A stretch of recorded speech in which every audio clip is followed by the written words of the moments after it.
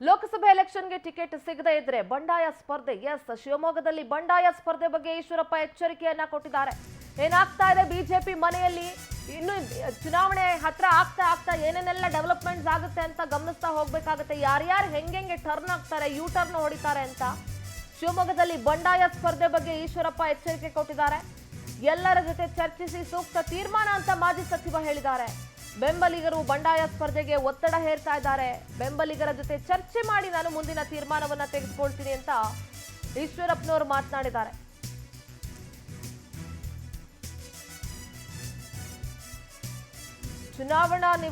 ಚುನಾವಣಾ ರಾಜಕೀಯಕ್ಕೆ ನಿವೃತ್ತಿಯನ್ನ ತೆಗೆದುಕೊಳ್ತೀನಿ ಅನ್ನುವಂಥ ಮಾತುಗಳನ್ನ ಆಡಿದ್ರು.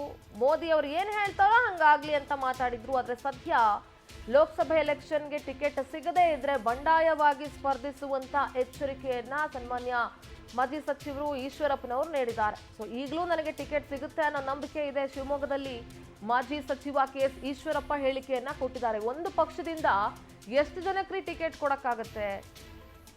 ಶಿವಮೊಗ್ಗ ಪ್ರತಿನಿಧಿ ಮೋಹನ್ ಕೃಷ್ಣ ದೂರವಾಣಿ ಸಂಪರ್ಕದಲ್ಲಿ ಜಾಯ್ನ್ ಆಗಿದ್ದಾರೆ. ಮೋಹನ್, ಈಶ್ವರಪ್ಪನವರು ಬಂಡಾಯ ಸ್ಪರ್ಧೆ ಬಗ್ಗೆ ಮಾತನಾಡಿದ್ದಾರೆ, ಎಚ್ಚರಿಕೆಯನ್ನ ಕೊಟ್ಟಿದ್ದಾರೆ. ಬಿಜೆಪಿ ಯಾರ್ಯಾರಿಗೆ ಅಂತ ಒಂದು ಪಕ್ಷದಿಂದ ಎಷ್ಟು ಜನಕ್ಕೆ ಅಂತ ಟಿಕೆಟ್ ಕೊಡೋದಕ್ಕೆ ಸಾಧ್ಯ ಇದೆ?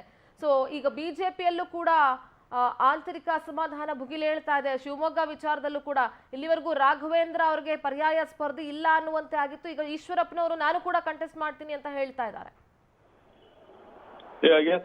ಏನು ಶಿವಮೊಗ್ಗದಲ್ಲಿ ಪತ್ರಿಕಾಗೋಷ್ಠಿಯನ್ನು ಉದ್ದೇಶಿಸಿ ಮಾತನಾಡಿರುವಂತಹ KS ಈಶ್ವರಪ್ಪ, ನಾನು ಊಹಾಪೋಹಗಳಿಗೆ ಉತ್ತರ ಕೊಡಲ್ಲ, ಈ ವಿಚಾರ ಒಂದು ಊಹಾಪೋಹ ಅಂತ ಹೇಳಿದ್ದಾರೆ. ಆದ್ರೆ ನನ್ನ ಬೆಂಬಲಿಗರು ಮತ್ತು ನನ್ನ ಹಿತೈಷಿಗಳು ಮತ್ತು ನನ್ನ ಏನು ಅಭಿಮಾನಿಗಳಿದ್ದಾರೆ, ಗದಗ ಇರ್ಬೋದು, ಬಾಗಲಕೋಟೆ ಇರ್ಬೋದು, ಆ ಭಾಗದವರು ಮತ್ತು ಹಾವೇರಿ ಭಾಗದವರು ನನಗೆ ಚುನಾವಣೆಯಲ್ಲಿ ನಿಲ್ಲಿ ಎಂಬ ಒತ್ತಡವನ್ನ ಹೇರುತ್ತಿದ್ದಾರೆ. ನನಗೆ ಏನ್ ಶಿವಮೊಗ್ಗದಿಂದ ಸ್ಪರ್ಧೆ ಮಾಡಿ ಎಂಬಂತ ಒಂದು ಪಟ್ಟಣ ಹಿಡಿದಿದ್ದಾರೆ ಅಭಿಮಾನಿಗಳು. ಈ ಸಂಬಂಧ ಏನು ಮಾರ್ಚ್ 14ರಂದು ಬಂಜಾರ ಭವನದಲ್ಲಿ ನಾನು ಸಭೆಯನ್ನ ನಡೆಸಲಿದ್ದೇನೆ.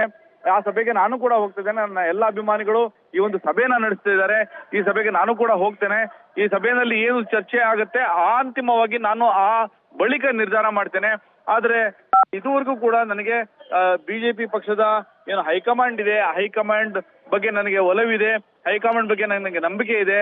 ನನ್ನ ಪುತ್ರನಿಗೆ KE ಕಾಂತೇಶ್ ಅವರಿಗೆ ಏನು ಹಾವೇರಿಯಿಂದ ಸಂಸದ ಸ್ಪರ್ಧೆಗೆ ಏನು ಚುನಾವಣೆಗೆ ನನಗೆ ಟಿಕೆಟ್ ಸಿಗತ್ತೆ ಎಂಬಂತಹ ಒಂದು ಏನು ನನಗೆ ಆಶಾವಾದ ಇದೆ ಎಂಬಂತಹ ಆಶಾವಾದವನ್ನು ವ್ಯಕ್ತಪಡಿಸಿದ್ದಾರೆ ಈಶ್ವರಪ್ಪನವರು. ಆದ್ರೆ ನನಗೆ ನಿಲ್ಲಿ ಎಂಬಂತಹ ಒತ್ತಡ ಅಭಿಮಾನಿಗಳಿಂದ ಬರ್ತಾ ಇದ್ದು, ಅಕಸ್ಮಾತ್ ಟಿಕೆಟ್ ಸಿಗದೆ ಹೋದರೆ ಈಶ್ವರಪ್ಪ ಬಂಡಾಯ ಹೇಳುವಂತಹ ಎಲ್ಲ ಸಾಧ್ಯತೆ ಇದೆ ಎನ್ನಲಾಗ್ತಾ ಇದೆ.